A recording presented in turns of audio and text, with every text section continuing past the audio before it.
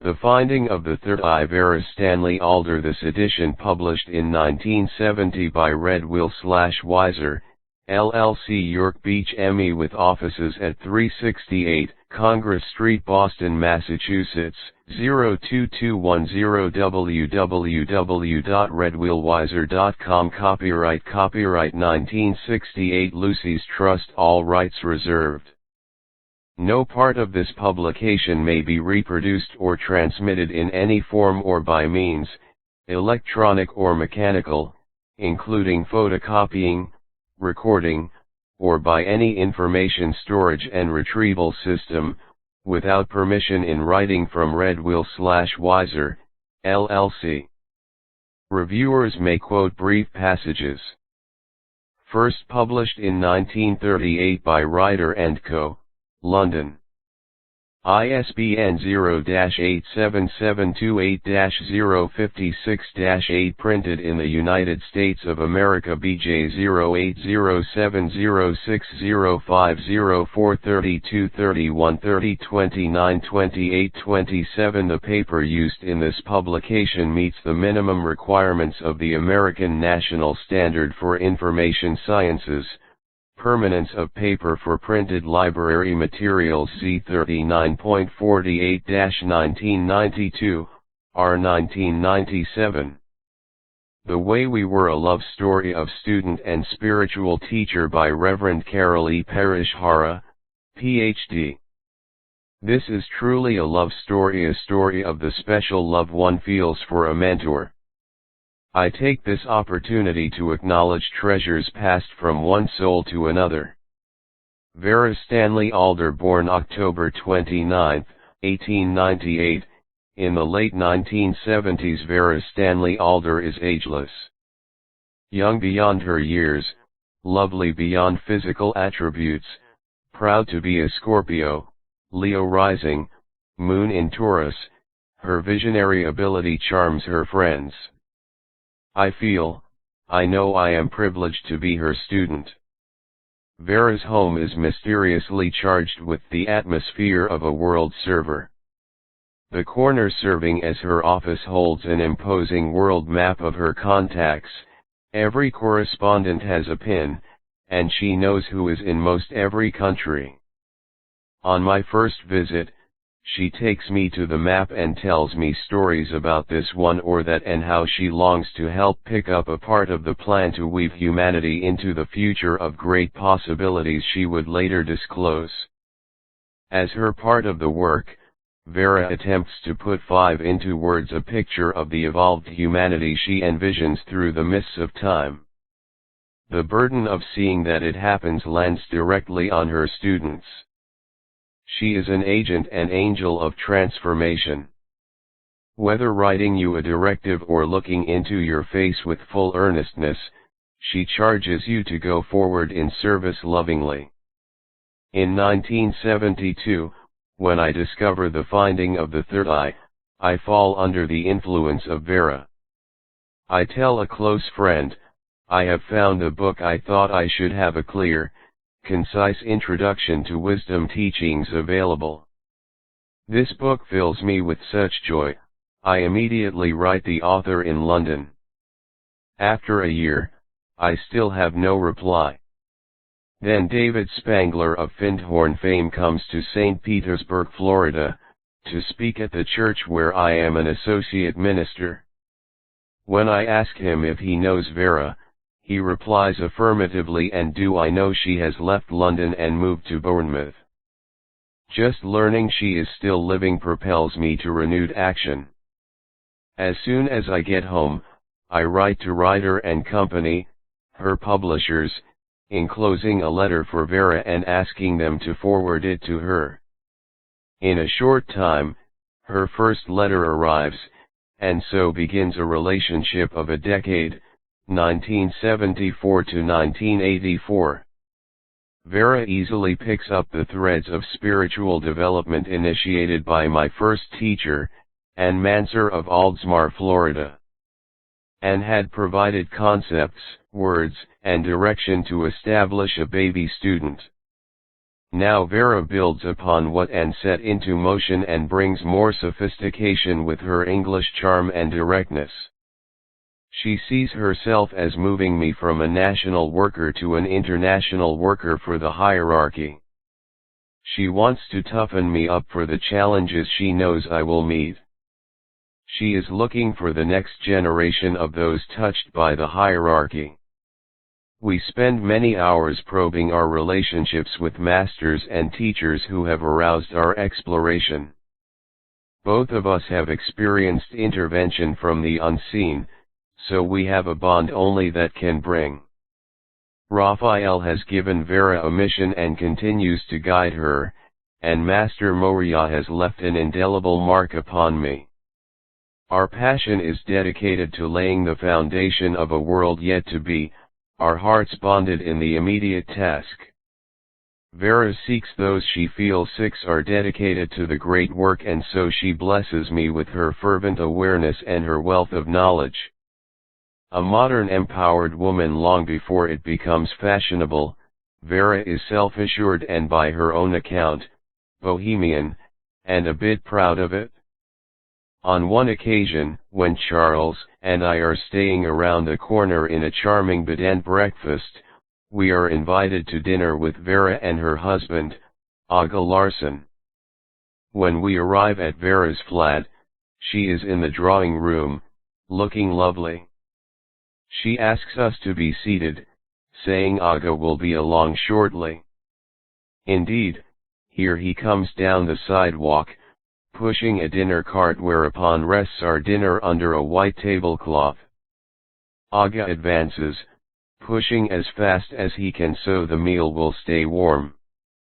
The table is set at Vera's, but Aga has prepared the food at his flat several houses away because Vera does not like cooking smells in the air at her place. At the time of her marriage, Vera had been living with her dear friend and longtime secretary, Nora. The two had worked together for many years, and she would not allow their world service to be disrupted, yet Vera fully accepted that Aga was her sole companion. She had seen his face in meditation years before he appeared at her flat in London to ask questions about the world's situation. She knew he was to be the helper she needed for the rest of her life. She loved his Danish blue eyes and recognized them immediately, yet her sense of loyalty to Nora was immense. How to resolve? Indeed, Vera and Aga marry on February 16, 1963, in Copenhagen, Denmark, where Aga stays for a few years to complete his employment. Now he can come to England to be with Vera and earn a retirement income. He moves Vera and Bournemouth where it is warmer, fulfilling Vera's desire to have sunshine every day and a garden of her own. I know Nora only slightly, a bulwark of strength to Vera. The two have the dedication required to carry out the worldwide letter-writing campaign called the Order of World Guardians. They answer letters daily or work on a manuscript. Aga is the spark of seven laughter, fun, and charm the women need to lure them from work, to eat, take a walk, or enjoy a bit of time in the garden. Vera's writing about her garden conjures in my mind a garden as we know it in the United States. So the first time I visit her and she invites me to sit in the garden, I am eager to do so. I then discover the small yard and little rows of flowers under the windows and down the dividing line are called the garden. Later, she and I add scraps from the table to the compost. Another time, we spread the compost about the plants. Vegetables and flowers live in friendly fashion in Vera's garden just as it should be, she says, for right relationship within and between kingdoms. Vera has little time for eating. Her flat has about 4x4 room added to the exit area to the backyard to serve as kitchen. It is plenty for Vera, who is into health food before it is fashionable. On one of my earliest visits, she explains why we should eat for health and beauty. Later, she writes me, Aga and I have already become vegans, but we are more interested in what I call vitalism, which means eating everything possible in its most natural and unprocessed state, with as few as possible mixtures. Indeed, when we visit, Vera knows just where we should eat in London, and she hands us a list of health-oriented restaurants. In Bournemouth we make the rounds with her. She wants us to try this treat here and that special meal there. These are the only outings Vera and I take, other than walking or sitting in the sunshine. Vera does not tolerate crowds very well. Even in warm weather, she wears a full-length coat, saying the harsh vibrations throw her off. Many times, Charles and I invite Vera and Aga to spend the winter in Florida at Villa Serena, our spiritual community apartment house. The idea excites her. She talks about it and thanks us for the invitation, but ends by telling us how ill she becomes when she travels. From the time of her return from Paris as a young woman, Vera traveled little, more to Denmark after meeting Aga than anywhere else. Vera's energy drains rapidly when she goes out. As she aged, her love of solitude increased. After moving to Bournemouth, Vera makes only limited trips to London, though she often expresses her love of the city and ate numerous friends still there. She asks me to call for her, to ring them up and give them a warm message. I return to the States saying ring up and love the bit of English influence that lingers. Examining my notes from one of our visits, I see Vera's words, the old lust for battle is going and already gone in many people of France, England, and America. If many minds hold the idea of peace, brotherhood, and love, it will become a model. The idea of one world has been around for a long time, slowly growing. The United Nations and Common Market are these ideas in their infancy. The World Court is an effort to set the future on a secure foundation. These ideas must be guided by politically respectable and practical idealists leading in daily matters. A proper nonconformist, a bold thinker, her words resound in such a commanding manner. Vera looks like a fragile, proper English lady and sounds like a revolutionary. She is a channel for a message demanding courageous individuals to accomplish. She provides great inspiration to others who disperse the message around the world.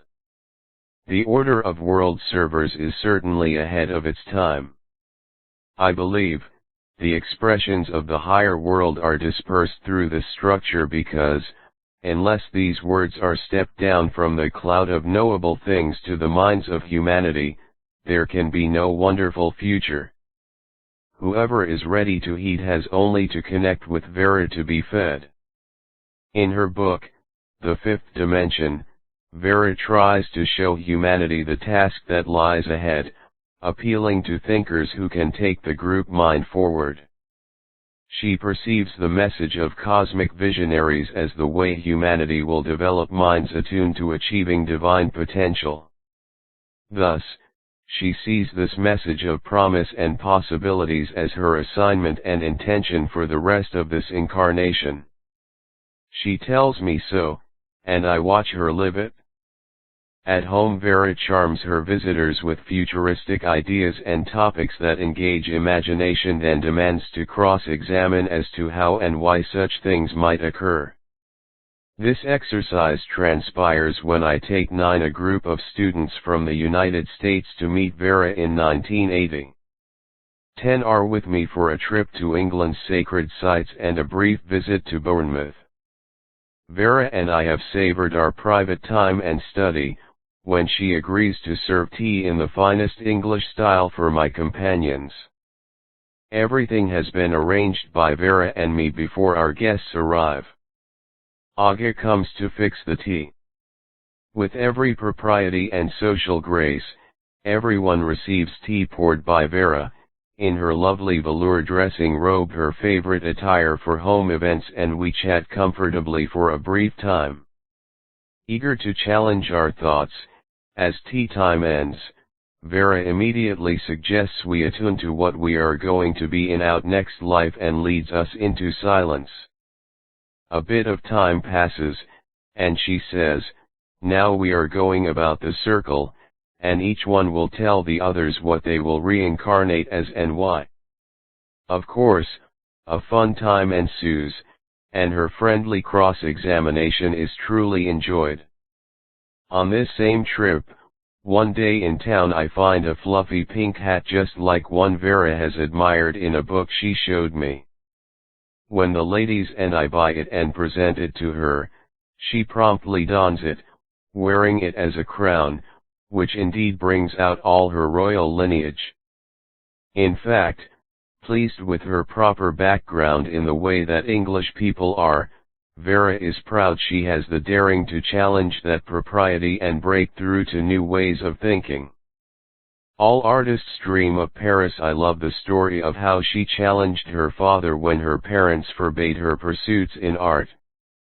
Later she realized how much she and her younger sister did indeed press them into the new era, whether they felt ready or not. Her sister became an actress and Vera an artist. Neither fit the models their parents considered proper for English ladies of the first quarter of the 20th century.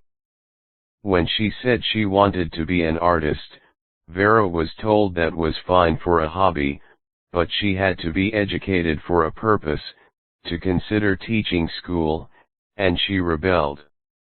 The account she tells me reveals her spirit. Vera told her parents she was an artist, it was in her soul, and she had to be an artist. When they refused, she kissed them each and told them goodbye. She was going upstairs to die. Up she went and they thought, this will pass. It did not. She refused food, stayed in bed. Her parents began dropping by and tried to talk to her, but to no avail. After several days her father became truly frantic and implored Vera to get up, eat, do something, anything. Again she refused, saying that all her soul wanted was to paint, and if that was forbidden, she might as well be dead. At last her tearful father consented to a small allowance that would permit Vera to live in Paris and see if she could make it on her own. She promptly recovered, gathered her belongings, and left. Indeed, she said, when she stepped off the train in Paris, her spirit came alive. She felt she had come home, that she was exactly where she was meant to be. One event after another led her to a comfortable studio, though she had almost no money to be able to enjoy daily life. Once she found her way, she broke rapidly onto the scene of Parisian artists. She shares with me how she drew attention to herself in Paris. She had arrived at the city of artists, most all of them reasonably good. Vera needed a way to make an impression. She did not feel she was particularly pretty. She always believed her sister was the beauty of the family. She full confidence her portrait painting was good, she was right where she ought to be, but she had to find a gimmick so she would be noticed. We are now approaching World War II, and even in the artistic community, certain etiquette was expected. Vera loved to wear black to complement her very light coloring, a fine, clear English complexion, and a slender bone structure. Acquiring black stockings, full black Spanish dresses, skirts, and blouses, Vera wore large black Spanish hat and one large black earring. This striking personage would not pass unnoticed. Thus, she joined the artists' community of Paris and had a growing number of pieces commissioned. Her work proved itself. Indeed, Vera became known for her portraits and was soon painting the famous She showed me photos of her portraits of 11 distinguished men and women, many military officers and some of the European royalty who were savoring the abundance of artists gathered in Paris. Stories of this era delight Vera, and, looking at albums of snapshots she had taken of most of her paintings, she recalls many names and stories of happy years. Vera's multifaceted entourage. World War II brings a reluctant Vera home, as she tells in her book, from the mundane to the magnificent. But now her life is transformed and she soars in consciousness, for Master Raphael appears. Vera shares her personal awakening in her autobiography, but she writes little of participating in Alice Bailey's discipleship in the New Age group. She knows her task is to step down these great teachings for the average person who might otherwise never hear the words ancient wisdom. Back in England, Vera begins to write and soon discovers an ability to explain complex concepts in succinct, comprehensible terms. In fact, Vera realizes that she paints word pictures as well as she paints oil portraits, and she gives herself unreservedly to both kinds of work, each demanding much of her. She is captured by the vision given her by Master Jewel Cool while in the discipleship group led by Alice Bailey, and knows herself to be a world server with a task to accomplish. In time, this knowledge leads her to a worldwide correspondence with people of all races, religions, and countries. Perhaps as much as anyone in the world, Vera is equally at home with royalty, hippies of her era, and visitors from diverse cultures. I have a photo of Vera painting the portrait of a member of a royal black family who was in England for a year. Vera enjoyed telling friends how shocked people were when they were going about the city together or having dinner, and in all his propriety the young men referred to her as his mistress, Vera. Her lively spirit loves to shock others, and I revel in seeing this side of her. 12. To study with Vera is to learn through age-old means of feminine sharing. She tells stories, mingling her timeless wisdom with walking and talking. She writes articles and asks me to critique them, then sharply defends everything she has written. She loves to be challenged. The student who does not think quickly does not hold her interest. Vera is eccentric in other ways as well. I am told that not much is known about her at the houses in which she has previously lived. When I studied with her at First Flat in Bournemouth, where she shared quarters with Nora, they were considered maiden ladies. Aga was seen as a protector, with Vera and Aga's relationship questionable. Nora had some additional income which allowed the two of them to live in comfortable but simple style, and while she served as Vera's secretary, they were bound by love of their world service more than by any employer-employee relationship. I know them as peers, each doing her part of the one great work, which commands total allegiance. By 1980, Vera and Nora take tea only at home and dedicate all their strength to the hundreds of letters filled with questions concerning Vera's books. When Nora dies, Vera is deeply grieved. Her letters to me are replete with references to dear Nora and her concern for the Order of World Guardians. Vera knows her own strength is waning, and one day, in great solemnity, she looks at me and says, "Carol, you know you are my spiritual daughter. You must carry on the work." I know this is her greatest concern, the beloved work of the hierarchy, so little understood even today. I assure her I will, and that I, too, feel the dedication and courage the women and men before me have known. She speaks of Raphael and the wonder of his touch in her life, and how I have been called into service by those wise ones, a bond that draws us together. I understand her fear of not knowing who will be there when her life is completed. dedication and service own Vera's life, as they do the lives of all those who the masters call. 13. Often Vera sends me a paragraph such as the following to let me know what she wants me to prepare to discuss with her. This excerpt is from a letter written in August, 1980. We will have much to discuss. I am going to concentrate on the theme of a world mind, centered in UN, under whose influence all our problems governmental, educational, industrial, moral, everything, in fact could be addressed and coherently integrated. I read her materials and related items, do meditation work, and prepare thoughts to share with her. Vera debates concepts and forces me to articulate my ideas more and more clearly by asking, what if, and why not? Vera believes that indeed responding to these exercises will strengthen my confidence and force my thinking processes. Knowing how important it is to be able to do this with the public, she feels it is not her job but mine. So she drills me. When Vera writes the preface to my first book, a New Age handbook on death and dying, I rejoice in her support. It means so much. She and I discuss Alice Bailey's having written the foreword to Vera's The Finding of the Third Eye, and that by Vera's writing the foreword to my first book, I will be of the lineage of these royal women.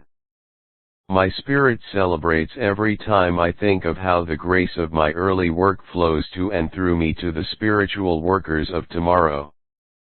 A different trip than intended after years of loving friendship, discipline, sharing, training, having sifted through concepts, books, and manuscripts half completed, ideas scribbled on pieces of paper. I am taking 10 students to meet with Vera. Upon arriving at the hotel in Bournemouth, the clerk says, "There is a message for you," and I know, Vera is gone. The note is from Aga, who is awaiting my arrival. It is Sunday afternoon, and Vera had not awakened Saturday morning. He is stunned, and grateful I am on the way. I am stunned as well. Vera has not been ill, just fragile, simply disappearing before our eyes. Each visit she is thinner, more easily fatigued, and more passionate about the work. Now no longer with 14 us, we are all sad. I go immediately by cab to Aga. Our tears mingle as he tells me how much she looked forward to my visit and meeting my friends. He has not begun to arrange anything but has waited, having only tea and toast, until I arrived. I know that indeed I am the daughter of my beloved teacher, and now I will be able to do for her some of the tasks that await. Cecily Barnes, her secretary and assistant now, is seriously ill and away. Lovingly, I will hear from her later by mail. At Sparrowhawk Village, a special Sunday for Vera, planned to take place the day we are with her and entitled, "Celebrating the Life of a Living Legend," becomes a loving memorial to her. Planned without our realizing its ultimate function, we thought we were just saluting her, not writing the last chapter of a book of experiences. My American friends busy themselves while services are arranged, visiting the surrounding countryside which has so much to offer. I set about to clear up office details, post letters, assisted by my dear friend, Barbara Everett, and see to the care of Aga. We will prepare for the service on Wednesday, June 6th. I compose and have printed a letter to send to the large number of Vera's correspondents so they will know of her transition. Barbara and I set to work addressing envelopes to world guardians around the globe who will learn their volunteer head has left the work in their hands. We cry, we laugh, we work, and I fulfill the duties of a daughter to a woman who has handed me a torch to carry into the future. The funeral service for Vera is attended only 6 or 8 English people, with her beloved Aga, myself, and 10 American friends who came to say hello, not goodbye. We feel blessed to be representing all world servers who love and appreciate the service by many who love her and the inspired work to which she dedicated her life. Since its inception in 1978, Sancta Sophia Seminary has used Vera's 7 books as curriculum for spiritual science. The powerful overview continues to speak to those who vibrate to her unique combination of strong conviction and gentle heart. On occasion, I am aware of her presence, especially during certain programs. It seems the higher world looks in on today's workers to see if we truly comprehend the wonder of our times. 15 Vera and communities. Vera affirmed my conviction regarding communities as the way of the future. At the time of our first contact, I lived in a community arrangement of 4 houses where we experimented with lives of sharing, mutual respect, and spiritual guidelines. Later, Charles and I established a spiritual community in an apartment house in Sarasota, Florida, and for 6 years people came and went through its doors affirming community and studying Vera's concepts. When the geographical move was inspired by spirit, a number of us gathered ourselves, our school, and our guidelines and established Sparrowhawk Village, a 432-acre community atop Sparrowhawk Mountain near Tahlequah, Oklahoma. Here Alder Way commemorates Vera's extraordinary contribution to this vision anchored in mid-America. Vera was distressed when I first told her the name of the community. Sparrowhawks are naughty birds, she told me. They nip the heads right off other birds, and do not live peacefully. But when I told her the Native American people had chosen the name of Sparrowhawk Mountain long ago, she softened. She acknowledged her respect for the North American Indian tradition and conceded to the name. And when I pointed out her that the sparrowhawk, the kestrel or small falcon, is the symbolic bird of Egypt representing Horus, she was truly persuaded. Vera frequently acknowledged the difficulties of transiting from one age to another and felt we would face hard challenges of adjustment. In fact, once she said she had come in early because she would be able to be of more assistance from spirit than from matter by the time of these things were happening. It seems to be so.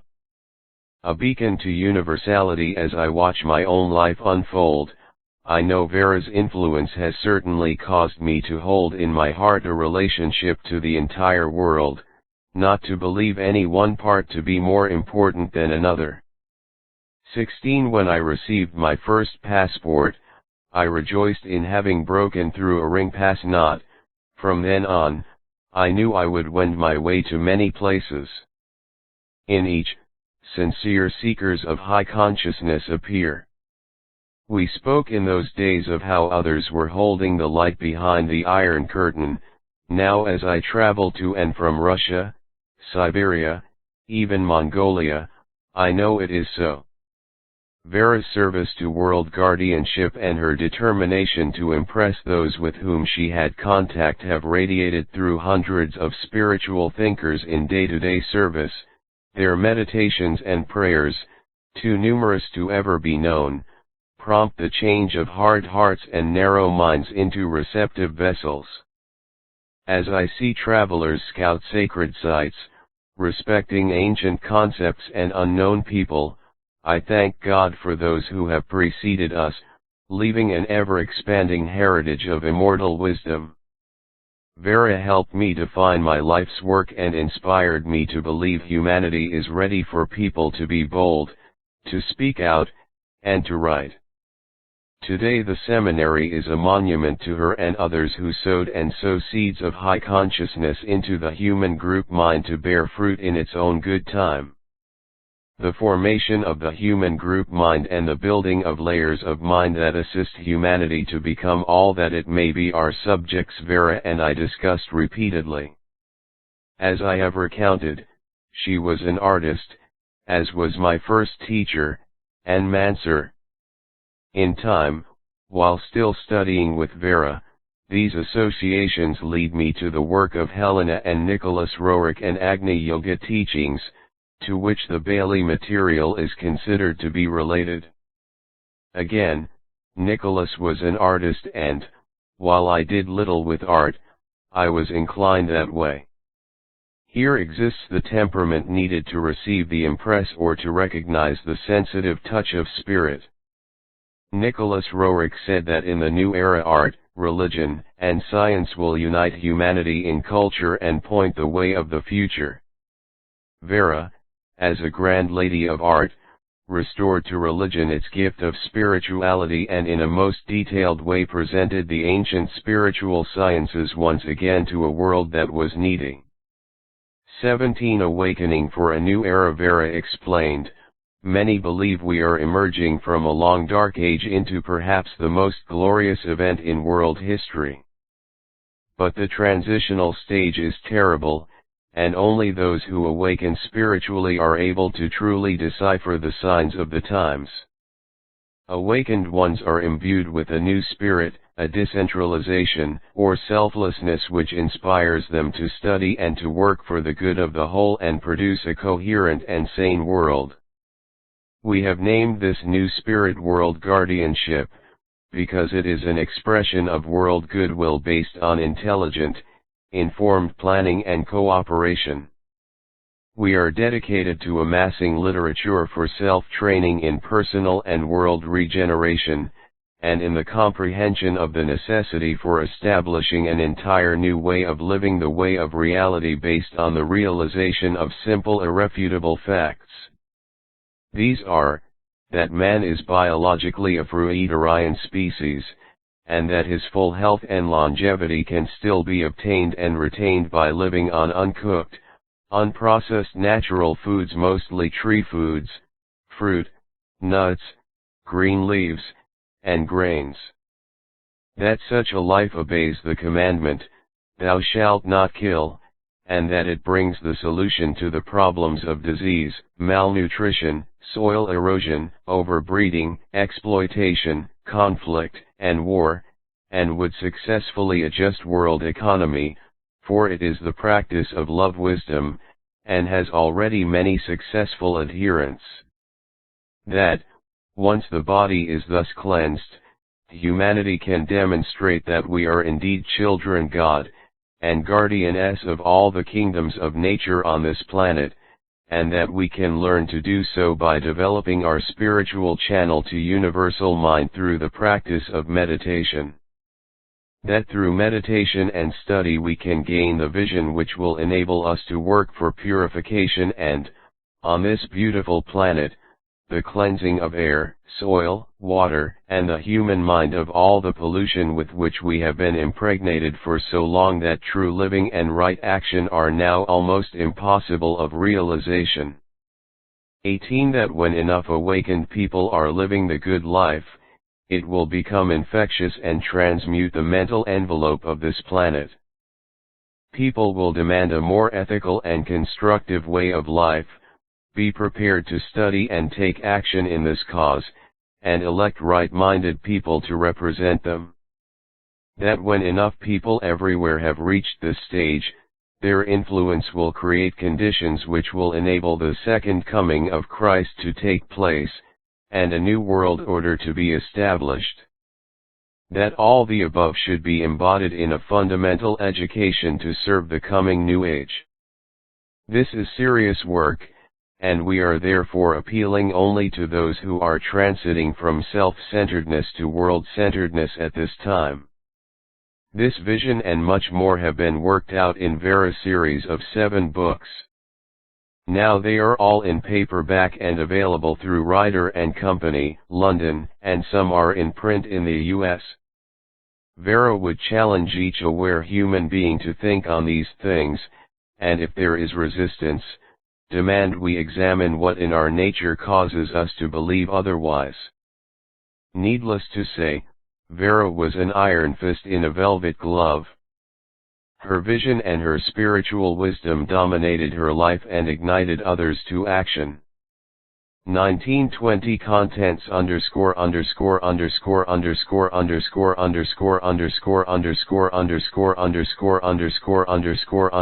Preface 23 Author's Note 27 Introduction 29 Part 133 What Modern Science Says 42 Things as They Are 35 The Secret Knowledge 51 How We Are Made 62 How We Are Classified 69 Male and Female 86 Birth, Sleep and Death 94 Secrets of Breathing 102 Secrets of Color 109 The Science of Numbers 121 Secrets of Sound 116 Diet and Exercise 128 21 Part 2 137 First Steps to Mastery 150 The Third Eye 139 Meditation 159 History of the Wisdom 167 The Present Awakening 175 Dangers in the Path 179 Bibliography 195 The Summing Up 188 22 Preface ________________________ These are days in which the spirit of inquiry is perhaps more alive than at any other time in the history of humanity.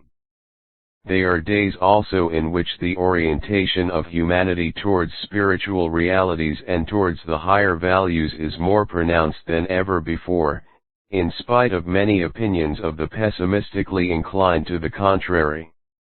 The masses are becoming increasingly sensitive to the world of ideas and to the vision of truth. Hitherto it has been the advanced men and women who have so responded, but today it is the many.